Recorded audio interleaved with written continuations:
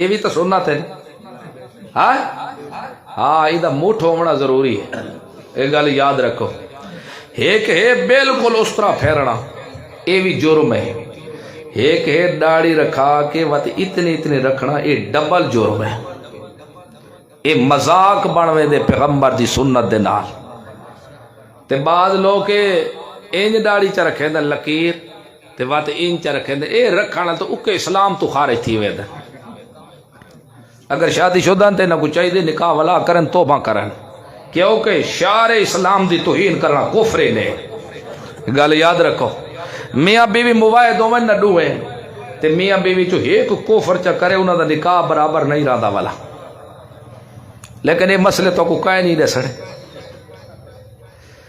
گل تو سمجھ آ گئی دے ایک بھی کیا کرے توہین کرے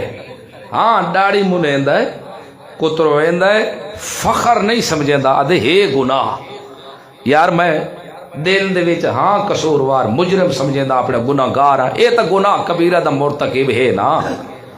لیکن ایک بندہ داڑھی کترا کے لکیراں انہاں بنا کے شیشہ دیکھ کے تے آدھے ہن میں انسان والی شکل چاہیا وڈا سونا لگدا پیا پیغمبر دی توہین دی پیغمبر دی سنت دی علی توہین کر کے ہن سونا لگدا پیدا اے تا سونا ہندو لگ گیا ناراض ہی نہ تھی وے تساں تاکہ ان دی قیامت دے نا کو ساکو تا دسا کہے نہیں